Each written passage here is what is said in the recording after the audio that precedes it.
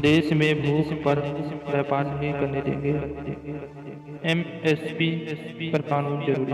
नमस्कार दोस्तों, आप देख रहे हैं जी न्यूज। अगर अभी तक आपने हमारे चैनल को सब्सक्राइब नहीं किया है तो सब्सक्राइब कर सकते हैं। चलिए बढ़ते हैं बहुत ही खबर ब्रेकिंग न्यूज की ओर। किसान नेता राकेश टिकैत ने सोमवार को कहा कि देश में भूख पर व्यापार करने की इजाजत नहीं दी जा सकती। साथ ही उन्होंने उपज पर न्यूनतम समर्थन मूल्य एमएसपी को लेकर कानून बनाने और नए कृषि कानूनों को वापस लेने की मांग दोहराई है।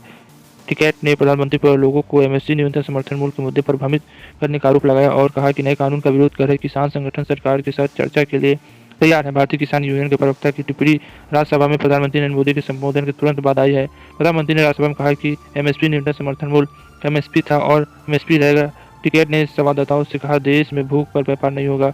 भूख जितनी लगेगी अनाज की कीमत उतनी होगी। देश में भूख से व्यापार करने वालों को बाहर निकाला जाएगा। उन्होंने कहा, जिस तरह विमानों के टिकटों की कीमत दिन में 3-4 बार बदल जाती है, उस तरीके से फसल की कीमत तय नहीं की जा सकती है।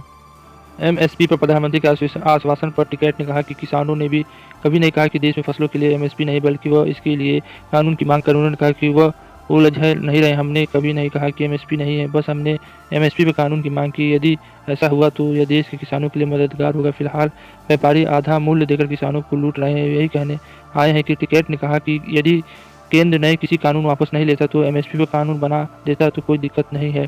इस आंदोलन के राजनीति से प्रेरित होने का आरोप पर उन्होंने कहा कि यह राजनीति वाले नहीं। मुझे दिखाइए कि कोई ऐसा यहाँ है। कुछ नेता आए और हमसे मिलने, लेकिन यहाँ उन्हें मंच या टेंट नहीं मिला। प्रधानमंत्री ने कहा कि एक नया समुदाय उभरा है जो प्रदर्शनों में लिप्त है। इस टिप्पणी करते हुए टिकैत ने कहा कि हाँ, इस बार यह किसान समुदाय है जो उभरा है और लोग किसानों का समर्थन कर रहे हैं। उन्होंने कहा कि नए कानूनों के खिलाफ प्रदर्शन कर रहे किसानों ने यह रेखांकित किया है कि एमएसपी को लेकर कोई कानून नहीं है, जिसकी वजह से व्यापारी कम कीमतों पर उनकी उपज खरीद कर उन्हें लूटते हैं। उन्होंने किसानों के जारी आंदोलन को जाति और धर्म के आधार पर बांटने के प्रयासों की भी निंदा की है। उन्होंने कहा कि इस अभियान को पहले पंजाब के मुद्दे के रूप में दर्शाया गया, उसके बाद सिख और फिर जाट के मुद्दे के रूप में पेश किया गया है।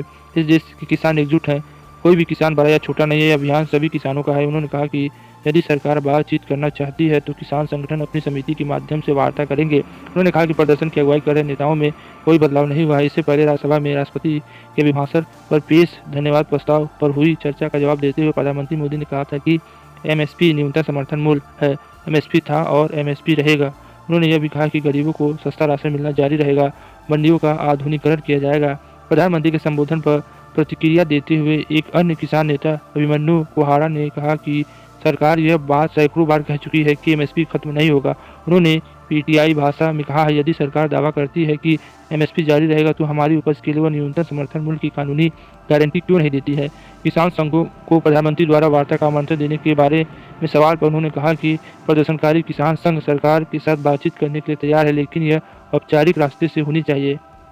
बीकेयू एकता उगाहन के पंजाब महासचिव सुखदेव सिंह ने कहा कि उचित वार्ता के जरिए कोई भी मुद्दा सुलझाया जा सकता है। वार्ता बहाल करने के लिए हम सैद्धांतिक रूप से तैयार हैं, मगर मोदी जी 3-5 करके हमें फुसला रहे हैं, बहला रहे हैं और सही मुद्दों को नहीं कर रहे हैं। तो आपको क्या लगता है कि सच में मोदी सरकार किसानों के लिए नहीं, कॉरपोरेटों के लिए काम कर रही है? तो अपना कमेंट करके जरूर बताएं। इसके लिए बस इतना ही। जय हिंद, जय भारत।